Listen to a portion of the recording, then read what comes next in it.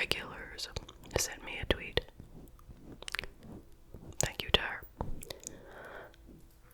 With the link to this video. It is called True Crime YouTubers Are Out of Control by Pine Lee. Okay.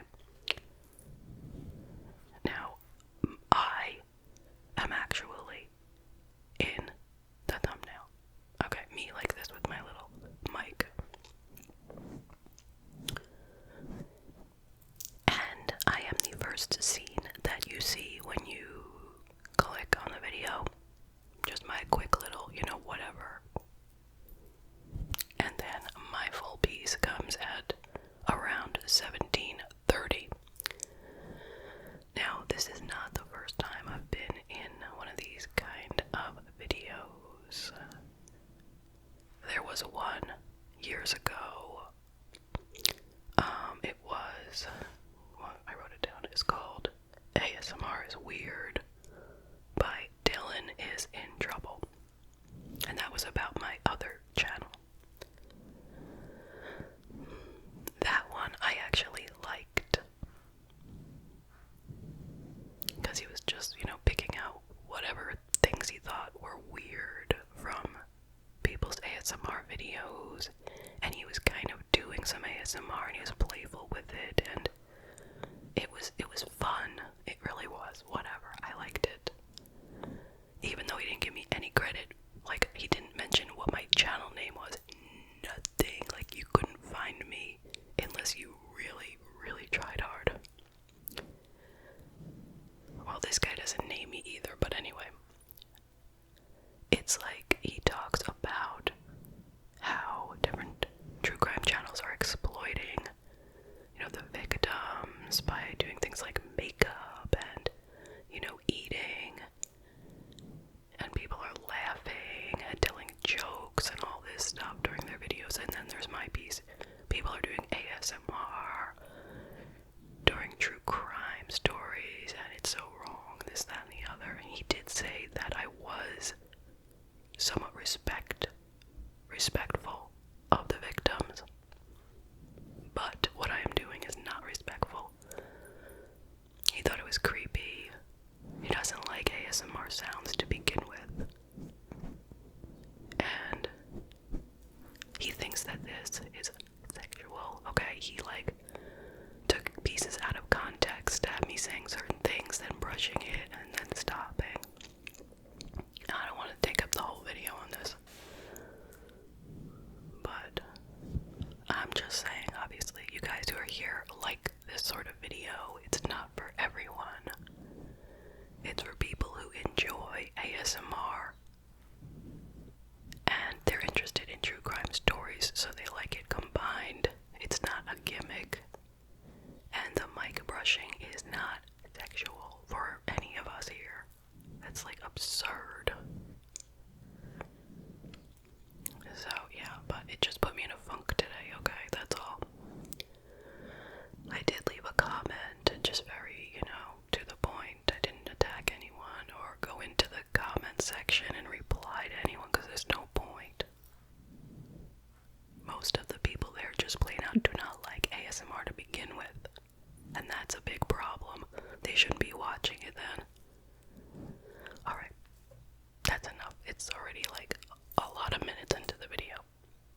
Let's get started and let me cleanse that out of my system. Okay. Turn my notes over a little bit here. Yes, I do have some notes. I always do. Alright, so this case you may have heard in the news back in April, okay? It was a media circus at the time.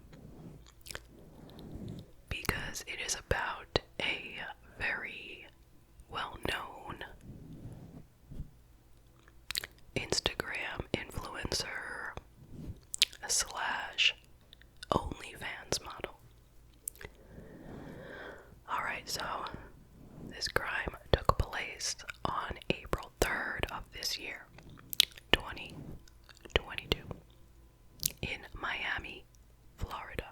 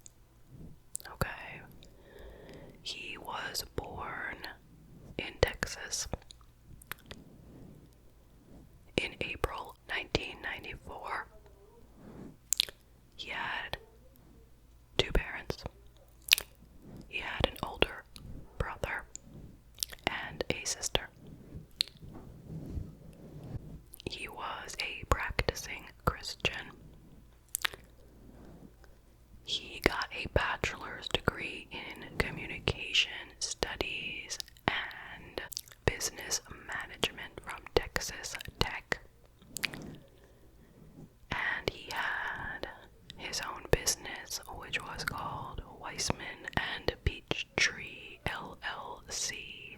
I was unable to find anything about that business. He was said to be bright, energetic, would bring a smile to anyone's face, well liked, a good all-around type of guy. Okay. Now let's talk about Courtney Taylor, whose actual name was Courtney Clenny. I believe she changed it to Tailor, kind of like a, stage name. She was born on April 21st, 1996. She was born in Midland, Texas, and was raised in Austin, Texas.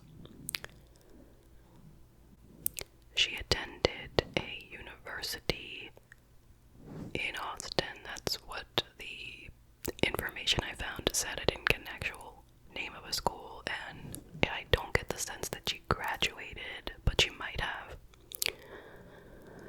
But while she was in college, she started doing modeling. She specifically became a fitness model and a fitness influencer, but she became very, very popular. She ultimately had more than 2 million followers on Instagram. She was on all the platforms. Okay, she is on pretty much all the platforms. And she also opened an OnlyFans page. I think most people know what that is at this point. If you don't, it's a site where you can put up photos and videos of things that would not be allowed on other platforms, okay? You know what I'm saying?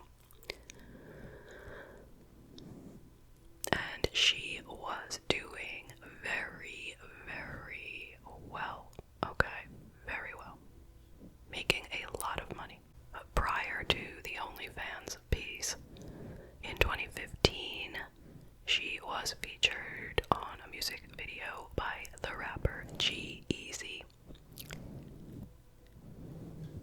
And she was in a couple other things as well, like smaller parts on movies. Now, she was also getting very involved with drinking. Like, excessive drinking. And in 2015, she did receive a DWI, for which she served 3 days in jail. Then, in 2020, she got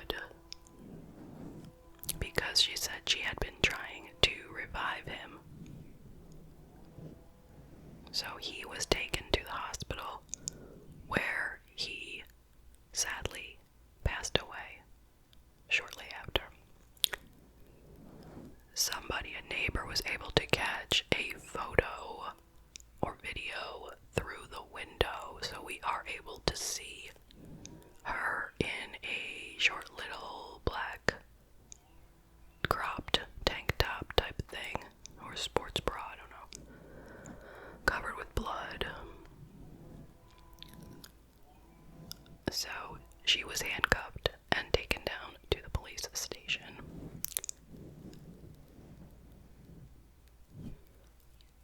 So it was clear she had stabbed him, okay? She had stabbed him one time, and that was enough to do it. She reported it was self-defense. While she was at the police station, she threatened that she was going to possibly take her own life. So they wound up hospitalizing her for about 48 hours, and then she was released home. She was not charged. Meanwhile, it wasn't until a day later when Christian's mother got a phone call from someone asking about harvesting Christian's organs for donation. She didn't even know what had happened to him. So imagine that. Now, he was 27 at the time of the crime. He was just about to turn 28 about a week later. And Courtney was 25 at the time, and now she is 26. Okay. So that is how his family found out. Why they weren't called immediately, I don't know, but they went on the Dr. Phil show shortly after to express all of their frustrations with this horrible, horrible event.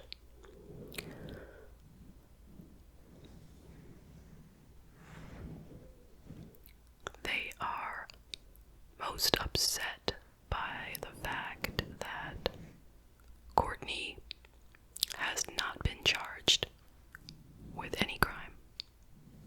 Okay, but now let's step back and talk about what people are saying about the two. Because the truth is, the only people who were there and who know what happened in that apartment were Christian, who is no longer able to speak for himself, and Courtney, who said it was self-defense. She claimed that he was trying to strangle her, and that is why she stabbed him. She claims she threw the knife from a distance, and it landed in such a way that just hit an important artery and took his life. So that's what she was going with. But unless somebody can prove that it wasn't self-defense, then that's how it's going to stand. But here are the things that people are offering as evidence as to why it might or might not be self-defense. Okay. Many friends said that their relationship was toxic and that Courtney was very aggressive. She was always arguing with him, and he was generally trying to de-escalate the situation. He would often defend her by saying it was the alcohol and that she only acts like that when she has been drinking. Lots of times when they would go out with friends, the couple would disappear and be spotted arguing. Courtney would generally be screaming. Sometimes she was seen pushing him, and once she pushed him down the stairs at a party. Now he's a big guy, okay, so, but that doesn't matter. I'm just giving you an image in your mind. We got a big, athletic build sort of guy, okay, and a fitness model type woman, okay. So not to say that she's weak or anything, you know, I'm sure she had good strength, but that's not even the point, but just so that you get a picture in your mind. Okay. There was an ex-boyfriend who alleged that she tried to stab him 2 times in the past. There was another ex-boyfriend who is actually no longer alive. He had a heart attack having nothing to do with her, but he had reported previously that she had punched him in the jaw. He was a bodybuilder. She had punched him in the jaw and broken his jaw, and he had to get it wired shut. Okay, so that just shows, she has a history of physical violence towards men, but there's no proof of either of these things, okay? These are just hearsay. Now, the police did say that over the past 3 months, they had been called to Courtney's apartment, Courtney and Christian's apartment, multiple times for domestic issues. So they were a couple that were known to have violence between them. Now, whereas most people were saying that it was Courtney who was the aggressor, but there was a neighbor of theirs who said he had seen Christian swing at Courtney in the prior week. That's all he said, swing at her. Some people said that Christian was actually manipulative and narcissistic, but he maintained a positive public image. It was said that they had actually broken up prior to this crime,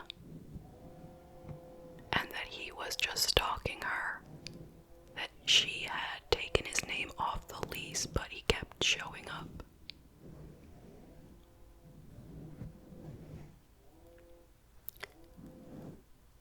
We don't know if that is true or not. With most of these things, they're all just hearsay. It was said that they fought about money all the time because of the fact that he was sort of working for her. And supposedly she had told a friend right before this stabbing, she had told a friend that he was stealing from the earnings. Someone was able to capture images of her out at a bar a couple of days after Christian's stabbing, and they were trying to show that she didn't even care. She was carrying on with her life like nothing happened, going out partying at a bar. But then I heard it was her father she was with, so see, there's just a lot of nothing out there, right? Now, it's important to know that in Florida, they have a stand your ground law, which means that if you're in your home and someone attacks you with violence, it is your right to attack them back in self-defense rather than to retreat. Meaning, so if he had choked her, let's say, which is what she's saying, in her home, she had the right to do anything after that to him, basically. She would not be required to just try to escape. You know, like if you were to say, well, if she was able to break free from the choke,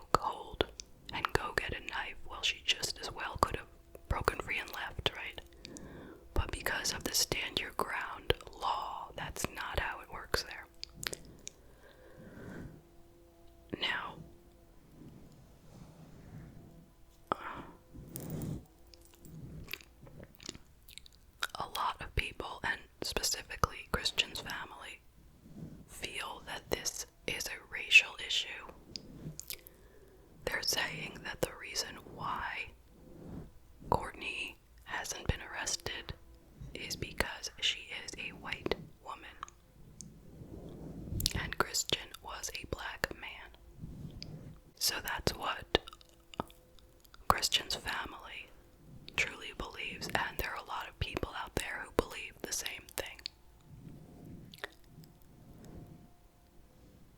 So, what do you think? Not about just that, but in general. I will tell you some of my thoughts. First of all, we know that Courtney stabbed him to death. There's no question there. That's factual. She admits it. She stabbed him to death. It was a one stab and it took his life. What is in question is whether or not it was self-defense. Now, for people who would say, well, go ahead, arrest her, charge her, this and that. If you try to do that too soon with no evidence or improper evidence, you're going to wreck the case. So that could be why she hasn't been arrested or charged. What do we actually have here that could be presented to a jury that would say for certain Courtney is guilty and it was not self-defense? We don't have anything. What do we have? What do we have? We have nothing. All we have are things about her character and her past behavior. Is that enough? I don't doubt any of what people said at all. That she was aggressive, that she was violent, she tried to stab a different boyfriend a couple of times. It doesn't tell us what actually happened in this particular situation. And I'm not saying that I believe one way or another. I'm not saying that I think it was murder. I'm not saying I think it was self-defense. I honestly don't know. But I don't think we have good evidence here to show us the answer. I am fairly certain that it wasn't premeditated murder, okay? I will say that almost certainly. Like, she didn't plan this, that she wanted to kill him. And we don't know if she had been drinking or not. Because if they took her blood alcohol, we don't know. We don't have that information. I mean, what could have happened? I'm gonna say that most probably they were arguing about something. So I don't think he was just sitting at the computer and she took a knife and threw it at him for no reason. I don't think anyone thinks that. So, as they often did, they were probably arguing. And one of two things happened. Either she just got very rageful in the argument, grabbed a knife and stabbed him one time, and then was like, whoa, what did I do? And then started trying to save him, and that's why she got covered with blood. That could be it. And that would make her guilty, okay? Because the verbal altercation is not enough for her to claim that she stabbed him in self-defense, if that's how it happened. Or who's to say that what she's saying is not true? You know, even if she was often the aggressor, a person can be pushed past a certain point, right? She could have said something that set him off, and he could have gone to choke her. Whether or not he was going to complete the job, so to speak, we don't know. And she must have broken free from it, grabbed a knife, and stabbed him. That's the second scenario, okay? And if that were the case, she would be found not guilty if that's how it happened. Could she have thrown a knife from a distance at him, though?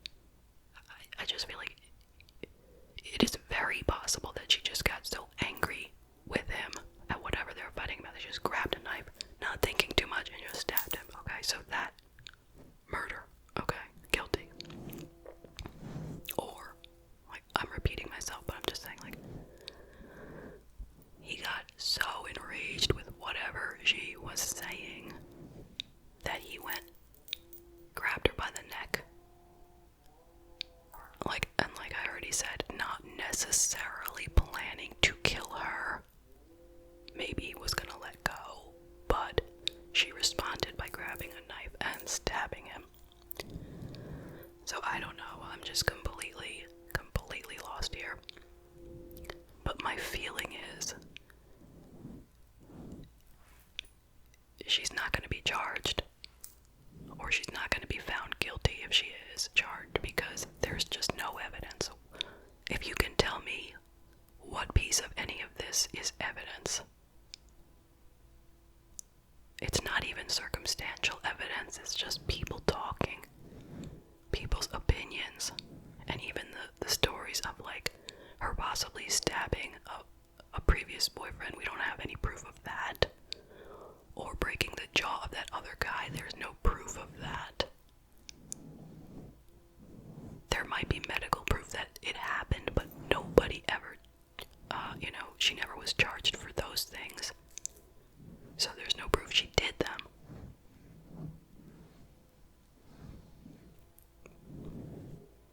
So, no, I don't want anyone to think that I'm on her side or I'm on his side. I'm on neither side, really. I mean, it sounds like she was not a very lovely person. Not someone that I would recommend a single male friend of mine to try to date her. But that doesn't matter. We just are trying to decide if she is guilty of murder or not. So I think